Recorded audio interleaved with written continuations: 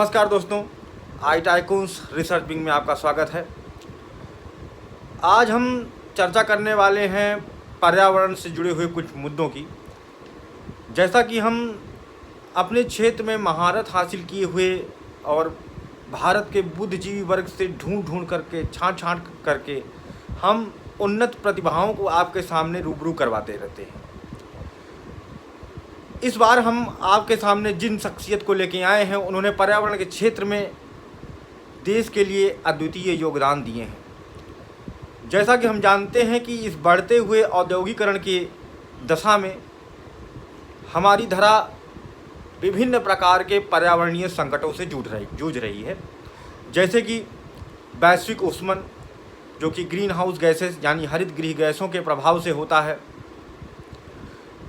बहुत अधिक मात्रा में वाहनों से निकले हुए प्रदूषण, मैन्युफैक्चरिंग इंडस्ट्रीज से उत्सर्जित हो रहे प्रदूषक, एरोसॉल्स, ये सब हमारे पर्यावरण में ब्लैंकेटिंग इफेक्ट यानी ग्रीन हाउस इफेक्ट डालते हैं, जिससे कि जल स्तर धीरे धीरे बढ़ रहा है, ग्लेशियल मेल्टिंग बढ़ रही है। और यही नहीं, जलवायु परिवर्तन के कारण विभिन्न वनस्पतियां समाप्त हो जा रही हैं, जिन्हें हम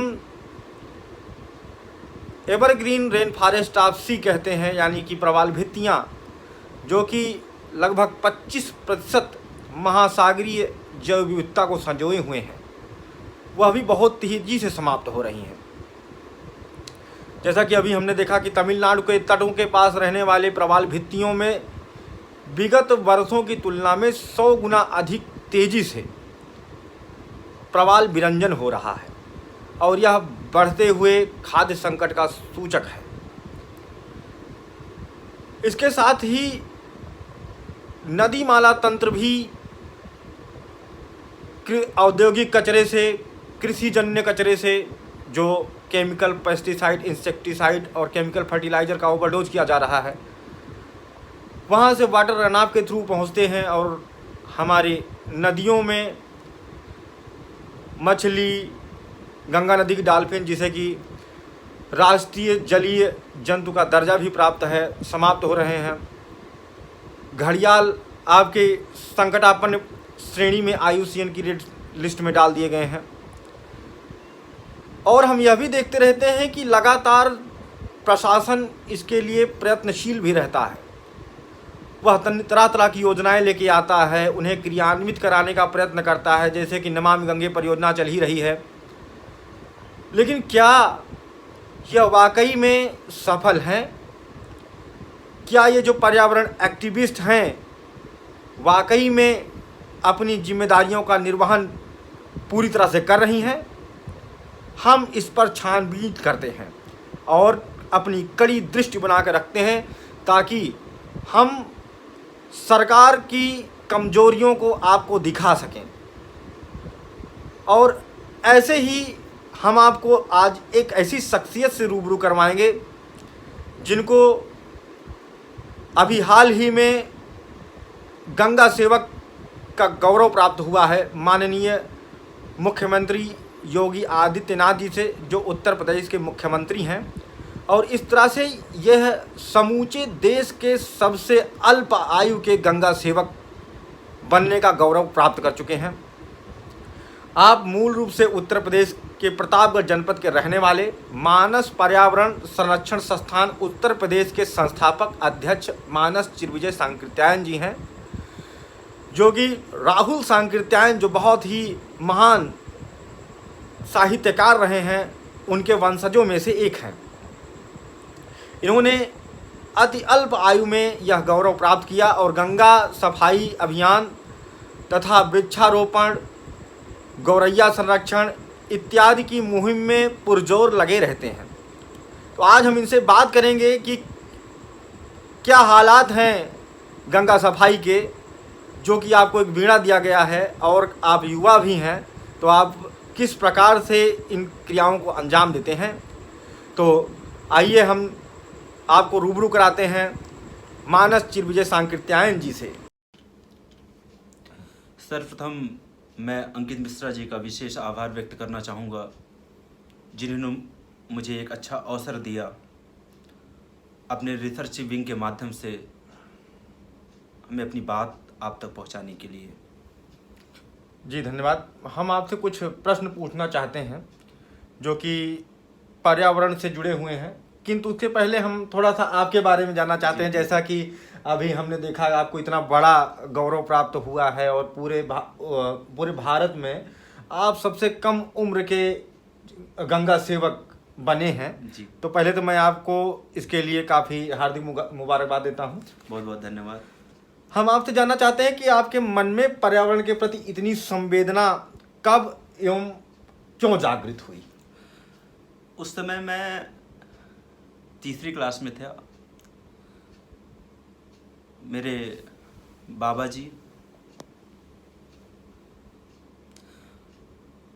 जो कि प्रधानाचार्य थे जी। किसी से वार्तालाप कर रहे थे और ये बात कर रहे थे कि एक नलकूप लगाने से 10 गुना महत्वपूर्ण होता है एक कुएं का निर्माण करवाना। एक कुएं का निर्माण करवाने से 10 गुना महत्वपूर्ण होता है एक सरोवर का निर्माण करवाना, जिसमें सभी प्रकार के जीव जंतु पानी पीते हैं। सरोवर अर्थात जलाशय। यस, जलाशय। और एक सरोवर का निर्माण करवाने से 10 गुना महत्वपूर्ण होता है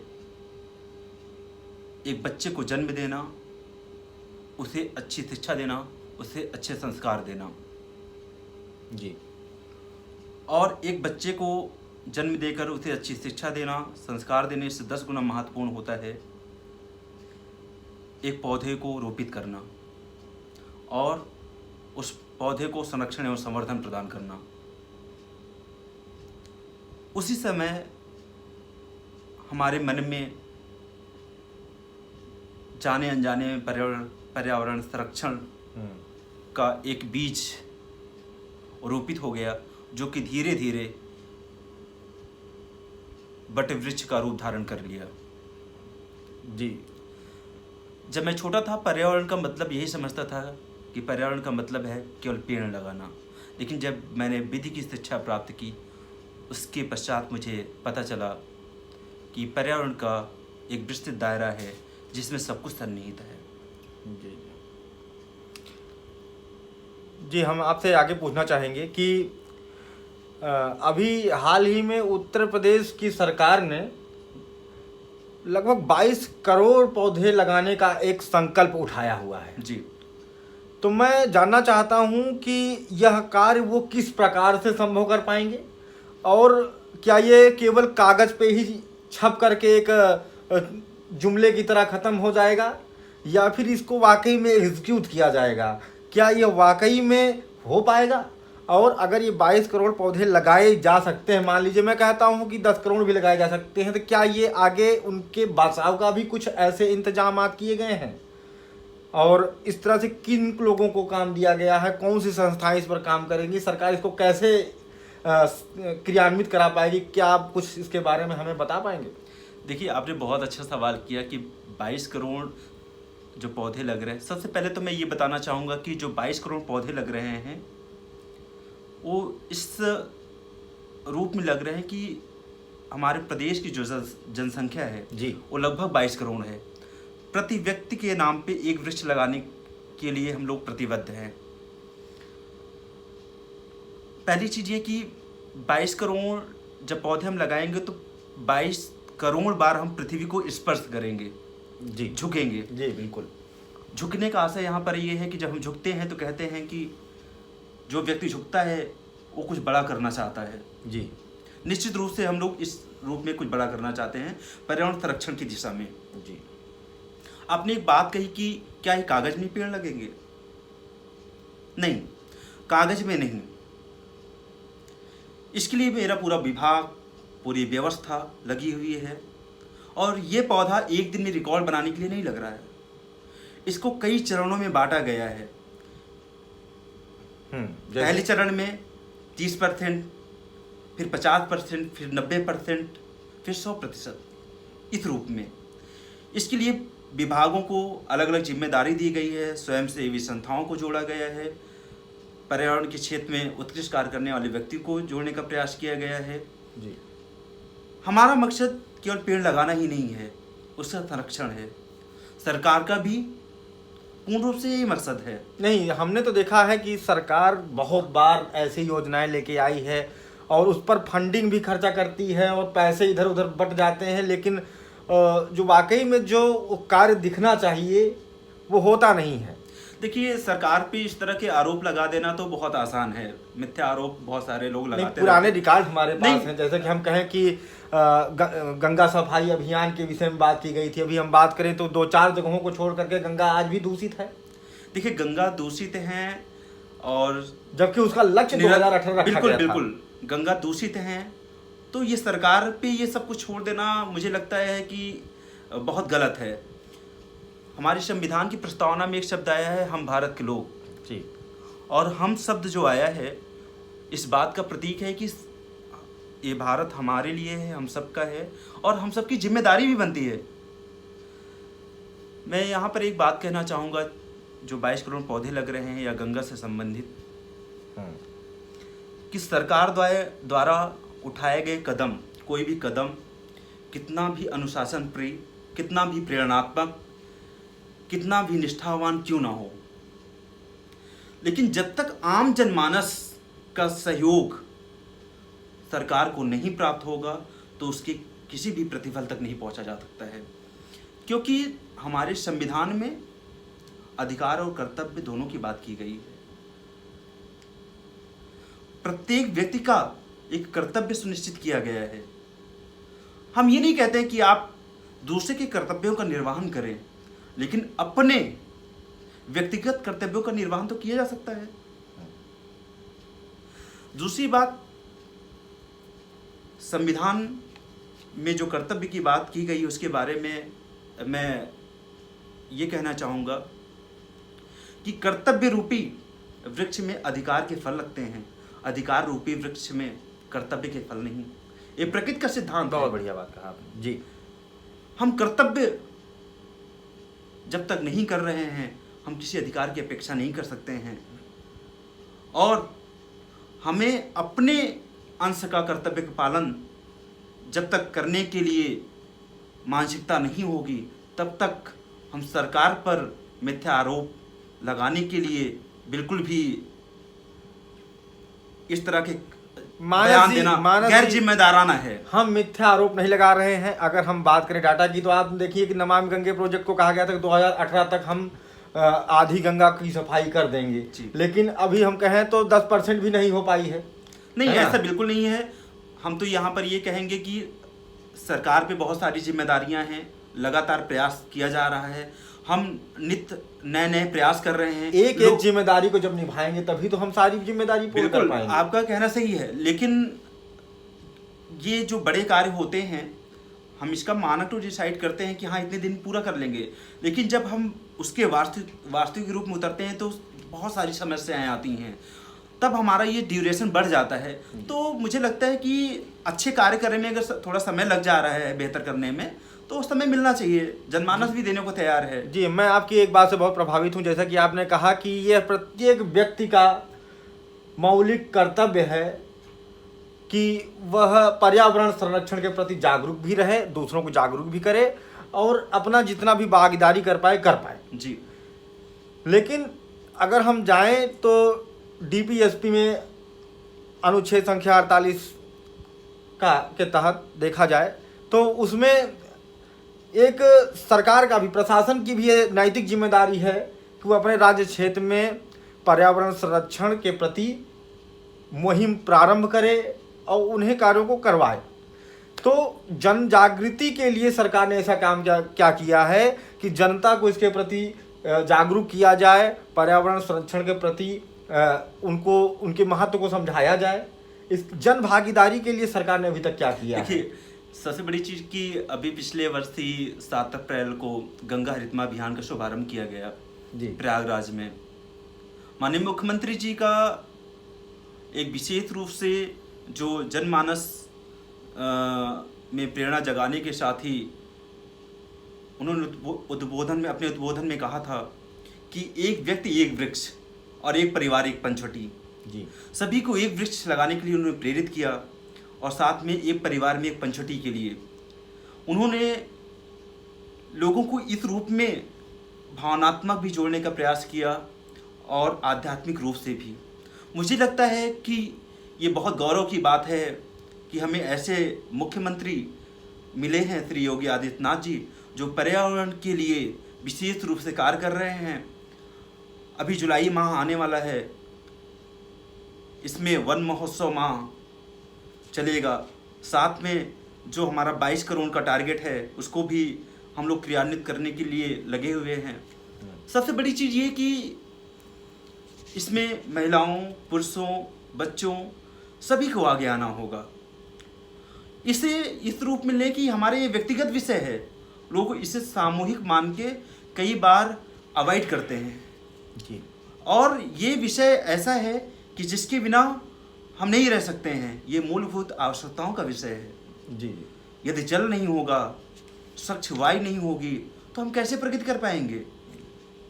आज जो वातावरणीय गतिविधियों में असंतुलन उत्पन्न हुआ है, उसके पीछे यही है कि हमने अपनी जिम्मेदारियों का एहसास नहीं किया, सब कुछ सरकार पर छोड़ दिया।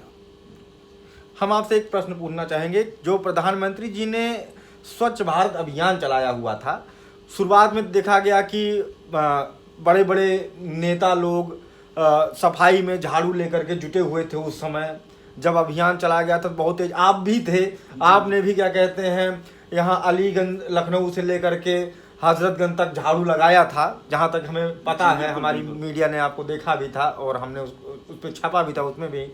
तो अब उसके बाद सारी एक्टिविटीज़ कैसे ख़त्म हो गई अचानक। पहले तो सबको नियम लगाया गया था कि जितने भी पॉपकॉर्न बेच रहे हैं, क्या गोलगप्पे बेच रहे हैं, चाय बेच, कुछ भी कर रहे हैं, उनके सबके होटल के सामने या ढाबे के सामने एक डस्टबिन जरूर होना चाहिए, ताकि जो लोग भी अब अपशिष्टों का त्याग कर रहे हैं उसमें विसर्जित करें। बिल्कुल, बिल्कुल। लेकिन उसके बाद आप देखिए सब अचानक से गायब हो गया। तो क्या एक ये चुनावी एजेंडा था, दिखाने के लिए था, या लॉन्ग टर्म सरकार कोई योजना क्यों नहीं चला पाती है? देखिए, मैं इसमें सबसे पहले तो ये कहना चाहूँगा कि ये सरकार का कोई चुनावी एजेंडा नहीं था, ये अनवरत चलने वाला कार्य था जी। और ना ही ये बंद हुआ है, ये अनवरत चल भी रहा है। हाँ, ये बात अलग है कि जब कोई चीज़ किसी चीज़ का प्रारंभ होता है, उस समय वो चीज़ ज़्यादा हाईलाइट्स होती हैं जी। निश्चित रूप से प्रारंभ में इसको बहुत सारा मीडिया ने कवरेज किया। मीडिया का बहुत बड़ा रोल रहा कि आज हम स्वच्छ भारत को एक तस्वीर देख पा रहे हैं। जी हाँ, मीडिया का रोल रहा, क्योंकि मीडिया में उसमें देखा गया था जब मीडिया वाले आते थे, कैमरा लगाते थे, तो कूड़ा लाया जाता था, वहाँ डाला जाता था और उसके बाद उसको सफाई करके फोटो खींच लिया जाता था। मीडिया वालों ने जो जिम्मेदारी निभाया था, वहाँ तक जो देखिए, मैं यहाँ तो ये कहना चाहूँगा कि मुझे इस तरह का दृश्य कहीं भी देखने को नहीं मिला कि कूड़ा लाया जाए, डाला जाए और मीडिया के समक्ष प्रस्तुत किया जाए। पहले तो मैं बिल्कुल इसको इग्नोर चलिए, मैं आपको स्क्रीन पे इसको मैं बिल्कुल, मैं इस चीज़ को पहले इसको तो मैंने देखा नहीं है, इसलिए मैं इस पर चर्चा नहीं करना चाहूँगा। दूसरी चीज़ कि अगर ऐसा हुआ भी है तो हमारे यहाँ एक कहावत कही जाती है कि करते करते चीज़ें हमारे पर्सनालिटी का पार्ट हो जाती हैं। जी, जी। मैं कहता हूँ कि कूड़ा लाकर अगर किसी ने डाला फिर झाड़ू लगाया, अगर 10 बार भी उसने ऐसा किया या किसी ने किया, तो कम से कम झाड़ू लगाने की आदत तो पड़ गई। आप बहुत चतुर हैं। नहीं, आप जो है इसको दिखाना चाहते हैं एक अभिनय के माध्यम से, जैसे जो नायक होते हैं वो दिखाते हैं रंगमंच पर कि हम कैसे कर रहे हैं, ताकि लोग प्रेरणा स्रोत हों। इस तरह से एक तरह से वो अभिनय में आपने इसको जोड़ दिया है। बिल्कुल अभिनय से मानस नहीं जी, जोड़ा। मैं आपके चातुर्य को देखिए, समझ रहा हूँ जी। देखिए, मैं तो यहाँ ये कहना चाहूँगा कि हमें सकारात्मक चीज़ों को लेना चाहिए जी, ताकि हम उसको आगे भी दे पाएँ, आने वाली पीढ़ियों को भी। और बिल्कुल स्वच्छता की जहाँ तक आप बात कर रहे हैं, आज मैं आपको एक दृश्य बताना चाहूँगा। आप यहीं लखनऊ में चारबाग स्टेशन पे चले जाइए जी। आज कोई युवा कुछ खाने के बाद आपको डस्टबिन में डालते हुए मिलेगा, लेकिन ये स्थिति मोदी सरकार के आने से पहले नहीं थी। अगर मैं ये गलत कह रहा हूँ तो आप इसके प्रत्युत्तर में कुछ बता सकते हैं, लेकिन यदि मैं सही हूँ तो इसे आप प्रमाणित भी करिए। देखिए, हमको तो अभी लग रहा है जैसे पहले था वही हालात अभी भी हैं। थोड़ा सा सुधार देखा गया है बीजेपी गवर्नमेंट में। मैं कहता हूं कम से कम मैं यहाँ पर बिल्कुल ये थोड़ा सा सुधार नहीं, जी। हम तो ये कहेंगे 90% सुधार हो चुका है। किसी युवा को ये जो अति नहीं, सहयोग की है सर। किसी युवा को आप सार्वजनिक स्थान पर कूड़ा फेंकते हुए नहीं पाएंगे। जी, नहीं ऐसा नहीं है ऐसा अभी। बिल्कुल है। हाँ, ये चीज है कि ये आपकी निगाह में हो सकता ना हो, लेकिन हमारी निगाह में है। अच्छा, चलिए ठीक है मानस जी, तो हम आपसे कुछ और प्रश्न करना चाहते हैं कि आपने जो ये कार्य कर रहे हैं इसमें आपको कहाँ से सहयोग प्राप्त होते हैं, कौन लोग आपका मदद करते हैं और किस प्रकार की आपकी मदद कर पाते हैं? देखिए, इस पुनीत कार्य में तो क्योंकि आपको हमने देखा है कई बार आपको हनुमान मंदिर पर किसी भी ओकेजन्स पर या क्या कहते हैं पर्यावरण दिवस के दिन आप जो है वहाँ पर बड़े पैमाने पर तुलसी के पौधे जी वितरित करते हैं। जी। तो हम जानना चाहते हैं कि आप वहाँ तुलसी के पौधे ही क्यों वितरित करते हैं? अन्य वृक्षों को भी आप दान दे बिल्कुल। सकते हैं, तो आप वहाँ तुलसी के पौधे ही क्यों भेंट करते हैं? सबसे पहले तो मैं ये बताना चाहूँगा कि हनुमान सेतु पर जब हमने पौधे वितरित करना प्रारंभ किया तो सारे पौधे मैं वितरित करता था जी।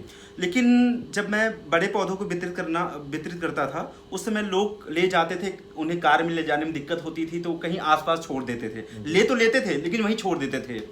और दूसरी चीज़ ये कि जैसे कोई आया है, बाइक से आया है, कैसे आया है, तो उसे ले जाने में दिक्कत होती। लोगों का ये सुझाव आया कि आप छोटे पौधे वितरित करें, तो मुझे लगा कि ये मंदिर है, आध्यात्म का केंद्र है, यहाँ से हम तुलसी को ना वितरित करें। और तुलसी देकर मैं यहाँ संकल्प दिलाऊं कि आप अपने बच्चों के जन्मदिन पर कोई स्थायी तौर का पौधा लगाएं, कोई विशेष पौधा लगाएं। इस तरह का मैं यहाँ संकल्प दिलवाता हूँ। दूसरी चीज़, आपने कहा कि हमें सहयोग कहाँ से प्राप्त होता है। सबसे बड़ा सहयोग तो हमारे मित्र हैं। मित्रों को मैंने उस रूप में देखा है कि जब कभी उन्हें मैंने एक बहुत बड़ी इमारत की मजबूत ईंट की रूप में देखना चाहा तो उस रूप में दिखाई दिए, और कई बार मैंने उनको उस इमारत की सर्वोत्तम शिखर के रूप में देखना चाहा तो उस रूप में उन्होंने साथ दिया। तो दोनों रूप में मित्र हमेशा साथ रहे। हमारे जो इस मिशन से जुड़े लोग हैं उन्होंने मुझे कंट्रीब्यूट किया, करते आ रहे हैं। प्रकृति प्रेमियों का बहुत सारा सहयोग मिल रहा है। मुझे लगता है कहीं ना प्रत्यक्ष और अप्रत्यक्ष रूप से पूरे देश का हमें सहयोग मिल रहा है। क्या सरकार से भी कुछ आपको इसके लिए सहयोग प्राप्त हो रहे हैं? नहीं, अभी तक मैंने सरकार से ना कोई अपेक्षा किया और ना अभी तक हमें सरकार से कोई इस तरह का लाभ प्राप्त हुआ है। हम इसे आमजन मानस के सहयोग से ही इस कार्य को कर पा रहे हैं, और हमें अपने परिवार से जो सहयोग मिल पा रहा है उसको भी हम इसमें लगाते हैं। हाँ, आपके बारे में एक और खबर अभी छपी थी और उसमें ये था कि प्रदेश सरकार को, उत्तर प्रदेश सरकार को एक स्लोगन चाहिए था पर्यावरण विभाग को। जी। और जिसमें एक बहुत बड़े लेवल पर कंपटीशन भी आयोजित हुई थी, जिसमें काफ़ी पुरस्कार राशि भी रखी गई थी जी। जिसका स्लोगन चयनित होता है जी। तो उसमें आपका स्लोगन चयनित हुआ है। पहले तो मैं इसके लिए फिर से आपको बहुत मुबारकबाद देता हूँ। बहुत धन्यवाद। और जो कि है सांसों के लिए वृक्ष, जैसे कि आप लोग यहाँ स्क्रीन पर उसे देख पाएंगे, और उन लोगों जो स्लोगन लोगों के नीचे आप देख पा रहे हैं, और ये आप ही का दिया हुआ है जो इस समय क्या कहते हैं उत्तर प्रदेश सरकार की सरकारी वेबसाइट पर आप देख पा रहे हैं। तो ये बताइए, उसमें जो आपको पुरस्कार राशि प्राप्त हुई कि नहीं ये तो अभी आप बताएंगे, तो उससे आप क्या करेंगे, क्या आपके लक्ष्य हैं उनसे? सबसे बड़ी चीज़ तो मैं ऐसे में किसी पुरस्कार की अपेक्षा ही नहीं करता हूँ। ऐसी बातें आई थी तो मैंने निःशुल्क इसको देने के लिए निवेदन किया विभाग से कि मैं इसको निःशुल्क देना चाहता हूँ। दूसरी चीज़, ये चयन हो जाना ही मेरे लिए बहुत बड़ा पुरस्कार था। जी, बहुत अच्छी बात है। इस तरह के कार्य में हम सहभागी हो पाएँ, ये बहुत बड़ा पुरस्कार है। दूसरी चीज़ कि आपने भी बात उठाया और लोग भी कह रहे थे कि आपने इसे निःशुल्क दिया, तो मुझे घटना याद आती है कि कन्नौज का कोई 19 साल का एक सैनिक था, अपने नौकरी के प्रारंभ काल में ही शहीद हो गए। वो दृश्य मुझे आज भी नहीं भूलता है। इकलौते लड़के थे अपने माता पिता के। वो अगर 19 साल में भारत के लिए शहीद हो सकते हैं, देश सेवा के लिए शहीद हो सकते हैं, तो मेरा भी एक नैतिक धर्म बनता है कि अगर मैं अपने देश के किसी भी रूप में अंश मात्र काम आ पाऊँ तो उस काम के बदले सौदेबाजी ना करूँ। जी ये कार्य तो हमारी आने वाली पीढ़ियों के लिए है। बिल्कुल, अन्य एक्टिविस्ट को आपसे ये सीखना चाहिए बिल्कुल। जो केवल पैसे के लिए काम करते हैं। सरकारी अनुदानों का प्रयोग जो है बस 4 लोगों को समोसे और दूध पिला करके, फोटो छपवा करके उसके बाद मुद्रा अर्जित कर लेते हैं और काम कहीं नहीं होता है, ना जन जागृति। ऐसे लोगों को मैं आपका उदाहरण देना चाहूँगा कि वो भी सीखें कुछ और देश के लिए कुछ कार्य करने का प्रयत्न करें। और यहाँ पर तो लोग अपने पैसे लगा करके, अपना श्रम लगा करके कार्य कर रहे हैं। बहुत अच्छी बात आपने यहाँ पर मानस जी बताया। आपको मैं फिर से इस कार्य के लिए धन्यवाद देता हूँ कि आप इतने मन से कार्य कर रहे हैं। हम जानना चाहते हैं कि आप लगातार आए दिन कुछ ना कुछ धमाल कर रहे हैं। इसका कारण कि आपकी सफलता का मूल मंत्र क्या है? क्या ये बॉर्नवीटा का प्रभाव है? देखिए या कुछ और? बॉर्नवीटा का कोई प्रभाव नहीं है। सबसे बड़ी चीज़ ये कि सफलता का मूल मंत्र जो आपने पूछा, हम कठिन परिश्रम करते हैं अपने उद्देश्य के प्रति। मुझे आने वाली पीढ़ियों का भविष्य दिखाई देता है कि किस रूप में वो रहेंगे, तो मुझे अपने कर्तव्य की भावना जागृत होती है। दूसरी चीज़ कि मैं कठिन समय में भी सकारात्मक रहता हूँ। और सबसे बड़ी चीज़ ये कि जब आप में देश के प्रति जुनून होगा, देश के प्रति एक भावना होगी कुछ करने की, तो मुझे लगता है कि आप अपने आप में प्रतिदिन सफल होंगे और प्रतिदिन सफल होते होते एक दिन अंतिम में आप सफल हो जाएंगे। मैं अपने आप को विश्वास दिलाता हूँ कि मैं ये सर्वोच्च काम कल करूँगा और निश्चित रूप ये विश्वास दिलाते दिलाते मैं सर्वोच्च कर जाता हूँ। यही हमारी सफलता का मूल मंत्र है।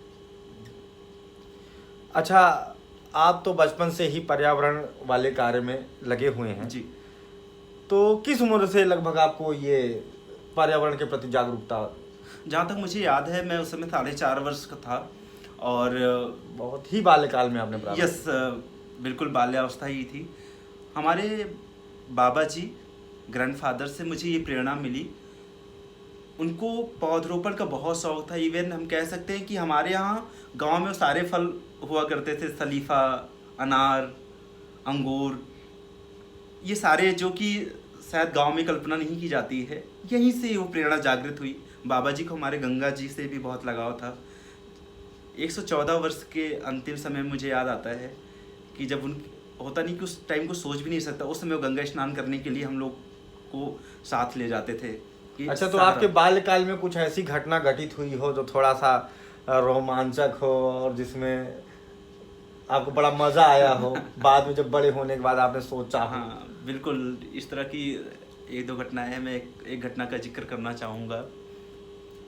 मैं बहुत छोटा था, पौधों के प्रति तो बहुत ज़्यादा लगाव होता ही था जी। तो रोज़ पानी देता था पौधों को, तो क्यारियों से पानी सूख जाता था। तो बाल मन, जो बच्चों का मन होता है, वो सोचता क्या है मैं उसको बताना चाहूँगा। मुझे लगता था ये सूर्य की किरणें जो हैं, ये सूर्य भगवान पानी पी लेते हैं हमारे पौधों के हिस्से का। तो मेरे मन में आया कि अब ऐसा करते हैं कि अब सूर्य भगवान को पानी दिखे नहीं, केवल मेरे पेड़ की जड़ तक पहुँच जाए। तो उसमें मैंने सोचा पाइप से कुछ सहायता करूँ। पाइप वाइप थी नहीं मेरे पास, अब मुझे डर भी लगता था कि घर से पाइप लूँगा तो मार और खाऊँगा। तो मैंने क्या किया, एक मेरे दिमाग में आया, पपीते के पत्ते को अगर तोड़ दीजिए तो उसमें पाइप एक दूसरे में जोड़ दीजिए तो पाइप बन जाती है।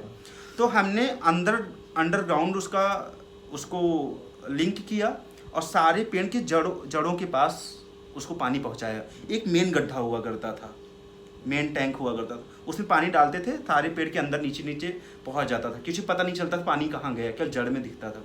जो मेन टैंक था उसके ऊपर मैंने घास उस लगा दिया था ताकि किसी को पता न चले कहाँ मेन टैंक है, वो सिर्फ मुझे पता हुआ करता था। एक दिन क्या हुआ कि बड़े पापा गांव खेत से आ रहे थे, कहीं बाहर गए थे, और वो जब बाग बगीचे में गए तो उनका पैर मेन टैंक में पड़ गया। अब आधा पैर उनका टैंक में चला गया। तो वो जानते थे कि ये शरारत मेरी हो सकती है इस तरह की, तो मुझे बुलाया गया और मैं बहुत डर भी रहा था। और उस टाइम मुझे 1-2 थप्पड़ पड़े। ये मेरे लिए यादगार पल था। और मैं कभी सोचता हूँ तो मतलब उस टाइम बचपन में तो बहुत दुखी था, लेकिन आज खुश होता हूँ कि ये मुझे शायद थप्पड़ ना पड़े होते तो मैं आज इतना बड़ा काम न कर पाता। हम आप हाँ, तो हम आपसे दूसरा प्रश्न करते हैं कि आप वृक्षों के आध्यात्मिक महत्व पर कुछ प्रकाश डालना चाहें।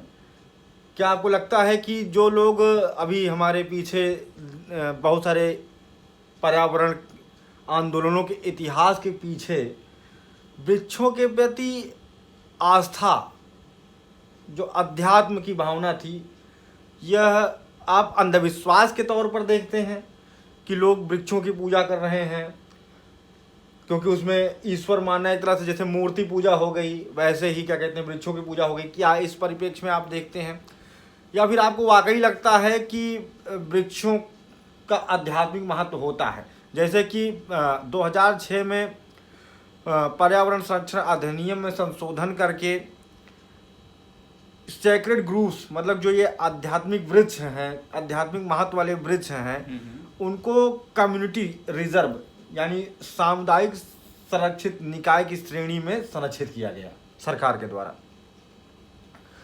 और इसका मतलब यह है कि सरकार भी उसी धारा में प्रयत्नशील है, या फिर इसका कुछ अन्य कारण है? जैसे कि अभी देखा जाए, माननीय मुख्यमंत्री जी ने अपने यहाँ का जो उत्तर प्रदेश का सैक्रेड ग्रुप है पीपल ट्री फाइकस रिलीजियोसा, है ना, और जो बौद्ध धर्म में भी बहुत महत्वपूर्ण भूमिका, क्योंकि बोधि वृक्ष स्वयं जो है पीपल वृक्ष था। तो यहाँ पर उन्होंने बहुत बड़े पैमाने पर प्लांटेशन करवाए पीपल के वृक्षों के। जगह जगह पर आपको पीपल के वृक्ष दिखेंगे। तो हालांकि इसमें जहाँ तक मैं समझता हूँ कि सरकार का ध्येय रहा होगा कि यहाँ पर लोग सैक्रेड जो ट्रीज होते हैं उनको क्षति नहीं पहुँचाते हैं। उनको लगता है जैसे इसमें कुछ आध्यात्मिक शक्तियाँ वास करती हैं, कुछ मतलब ब्रह्म वगैरह कुछ यहाँ के लोग मानते हैं, अंधविश्वास। तो सरकार उनके अंधविश्वास का लाभ उठाती है वृक्ष के संरक्षण के लिए। मैं जहाँ तक समझ पा रहा हूँ शायद यह है, नहीं तो दूसरे वृक्ष भी चूज किए जाते हैं। सबसे पहले तो आध्यात्मिक मैं कहना चाहूँगा, ये आपके व्यक्तिगत विचार हो सकते हैं कि सरकार इस रूप से वृक्षारोपण को थोपती है, बिल्कुल गलत है। मैं असहमत हूँ इस विचार से। तो क्या विचार है? विचार ये है कि हमारे संस्कृति में प्रकृति की विभिन्न रूपों में पूजा उपासना की व्यवस्था की गई है। इस रूप में व्यवस्था की गई है कि जो हमें देता है प्रकृति के रूप में, हम उसको ईश्वर के रूप में मानते हैं। और सबसे बड़ी चीज़ ये कि इससे न केवल हम उनको ईश्वर तुल्य बनाते हैं, अपितु उनके एक संरक्षण का बहुत बड़ा माध्यम होता है। हमारे यहाँ नदी पूजा, नीम पूजा, वृक्ष पूजा, विभिन्न प्रकार के ऐसी व्यवस्था की गई है। तो कहीं सरकार का ये नहीं होता है कि धर्म के माध्यम से उस पर अपनी व्यक्तिगत चीज़ों को थोपना, अपितु मकसद ये होता है कि हम प्रकृति को किस रूप में सुरक्षित कर पा रहे हैं, पहली चीज़। दूसरी चीज़, आपने कहा कि अध्यात्म में कहाँ पर ऐसी व्यवस्थाएं की गई हैं। सबसे पहले तो मैं आपको ले चलना चाहूँगा समुद्र मंथन की बात पर। जब समुद्र मंथन हुआ तो उसमें विष के रूप में कह सकते हैं कि विष निकला था। विष जो निकला था, भगवान शिव ने जिसका पान कर लिया, उसका शिव जी ने पान किया और उस समय उस विष को पान करके उसके अस्तित्व को नष्ट कर दिया था। वर्तमान समय में यदि हम बात करें तो कार्बन डाइऑक्साइड जो कि विष के तुल्य है, इसको कौन पी रहा है? जी बिल्कुल, निश्चित रूप से वृक्ष पी रहे हैं। तो आप कह सकते हैं कि भगवान शिव के सच्चे प्रतिनिधि ये पेड़ पौधे हैं साक्षात रूप में। कई बार होता नहीं कि सांसद जी नहीं पहुंच पाए, उनके प्रतिनिधि आए हैं तो उनका भी हम उतना ही सम्मान करते हैं। तो आज हम वृक्षों का उस रूप में सम्मान कर रहे हैं, तो कह सकते हैं कि ईश्वर का सम्मान कर रहे हैं। लेकिन कभी कभी प्रशासन को उसको झेलना पड़ जाता है। जैसे कि हम बात करें कि बिहार में जो साल वृक्ष, उस समय सिंहभूम जिला बिहार में जी। था, तो साल वृक्ष बचाओ आंदोलन वहाँ पर चलाया गया था, जबकि सरकार प्रशासन वहाँ पर चाहता था कि जो उच्च गुणवत्ता वाले अधिक कीमत के कमर्शियल वैल्यू वाले सागौन के वन लगवाना चाहती थी, साल के वृक्षों को कटा करके, जिससे कि अधिक लाभ होता प्रशासन को। और वृक्ष चाहे साल के हों या सागौन के हों, बात तो एक ही है। तो उसमें सरकार को काफ़ी क्षति भी देखने को मिली थी, राजनीतिक अस्थिरता भी आई थी, और जो जनजातीय लोग थे काफ़ी संगठित होकर के सरकार का विरोध किए थे। तो इससे सरकार को भी कभी न कभी क्षति झेलनी पड़ती है। देखिए, जब आप एक बड़ा मकसद लेके चलते हैं तो उतार चढ़ाव आते हैं उसमें, और उतार चढ़ाव प्रकृति का नियम है, इसे हमें स्वीकार करना चाहिए। जी। तो मैं इस पे बहुत इसको दूसरे रूप में नहीं देख रहा हूँ कि सरकार में अस्थिरता की बात। मुझे लगता है कि कहीं न कहीं चीज़ें समस्याओं के उच्च स्तर तक पहुँचती हैं, लेकिन उसका निराकरण का भी कहीं न कहीं दूसरा प्रतिरूप होता है। सबसे बड़ी चीज़ ये। दूसरी चीज़ की आपने एक बात उठाई थी कि अध्यात्म में पर्यावरण संरक्षण की, मैं इसको पूर्ण करना चाहूँगा। जनमानस की आचार संहिता श्री रामचरित मानस तुलसीदास जी द्वारा रचित,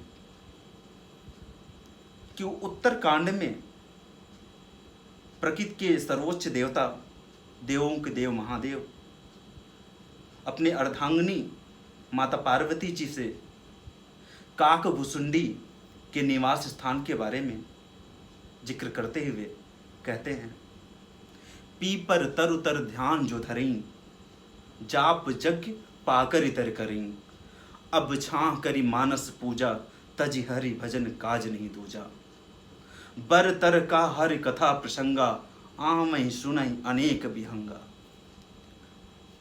पीपर तरु तर ध्यान जो धरें, पीपर के वृक्ष के नीचे जो ध्यान करता हो, पाकड़ के वृक्ष के नीचे जो जाप यज्ञ करता हो, आम के वृक्ष के नीचे जो मानसिक पूजा करता हो, जिसके पास दूसरा कोई कार्य नहीं है सिवाय हर के भजन का,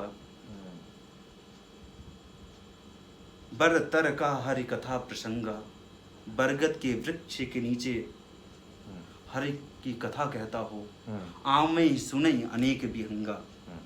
विभिन्न प्रकार के पशु पक्षी जहाँ पर आके उस कथा का रसपान करते हो, ऐसे वृक्ष के महात्म्य के बारे में हम और क्या कहें, जो कि सकारात्मक ऊर्जा का केंद्र है, हमारे जीवन का मूल्य है। निश्चित रूप से आध्यात्म में भी उसका स्थान हमारे मनीषियों ने, हमारे विभिन्न विद्वानों ने स्थान दिया है। दूसरे रूप में आध्यात्म में एक श्लोक आता है, मूले ब्रह्मा तने विष्णु शाखायाम महेश्वरा, पत्रम पत्रम देवा। तो मानस जी, इस रूप में भी समयाभाव का जी। देखते हुए हम आपसे एक और प्रश्न करेंगे, और हम जानना चाहते हैं कि वर्तमान में प्रकृति एवं पर्यावरण को आप किस दृष्टि से देखते हैं? प्रकृति एवं पर्यावरण, निश्चित रूप से आप कहीं न कहीं हमें लगता है प्रकृति और वर्तमान समय के विकास को, हाँ, कि इस समय क्या हालात, किस तरह से आप देख रहे हैं, क्या चल रहा है? वर्तमान समय के परिप्रेक्ष्य में प्रकृति के बारे में मैं यही कहना चाहूँगा, प्रगति और विकास के मार्ग में जो सबसे बड़ी दुर्घटना घटी है वो है पर्यावरण की उपेक्षा। उससे भी महत्वपूर्ण विषय ये है कि ये पर्यावरण की उपेक्षा केवल सरकार के द्वारा नहीं की गई है, वो पर्यावरण की उपेक्षा उससे भी कहीं ज़्यादा हमारे व्यक्तिगत रूप से की गई है।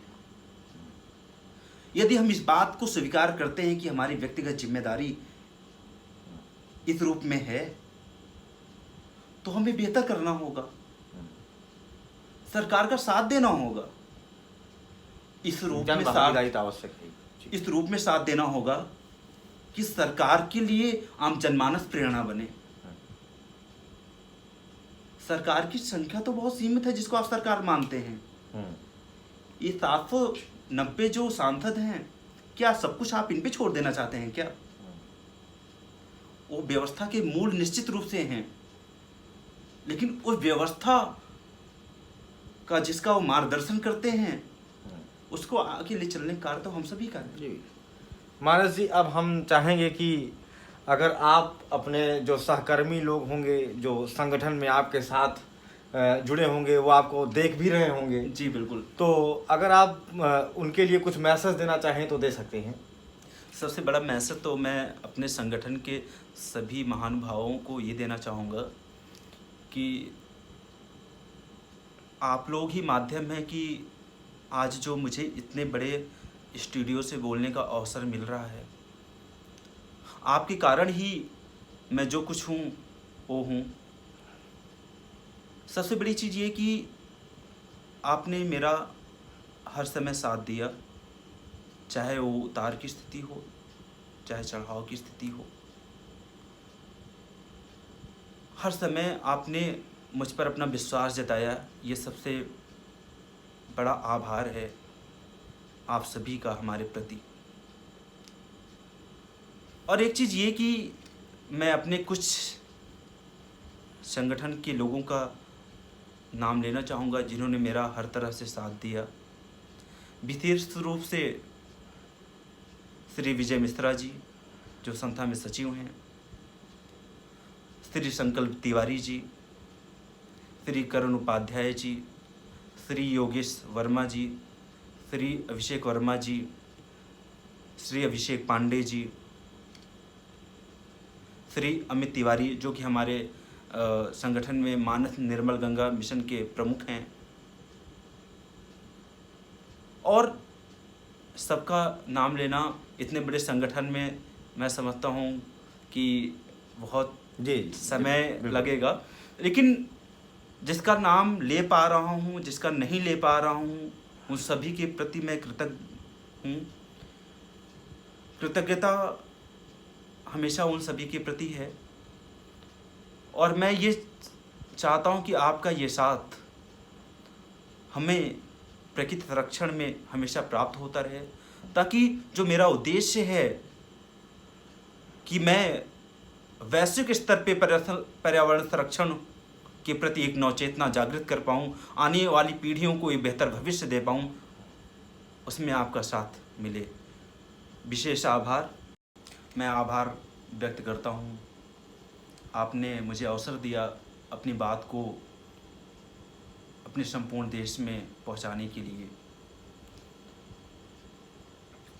चलिए दोस्तों, तो मैं मानस जी को पहले तो बहुत बहुत धन्यवाद देता हूँ कि आप हमारे रिसर्च विंग में पधारे और इतनी महत्वपूर्ण सूचनाओं से हम सबको अवगत कराया आपने। और दोस्तों, अगले एपिसोड में, अगली मुलाकात में हम आपको एक अन्य शख्सियत से मुलाकात कराएंगे जिन्होंने अपने क्षेत्र में बृहद कीर्तिमान स्थापित किए हुए हैं। तब तक के लिए नमस्कार।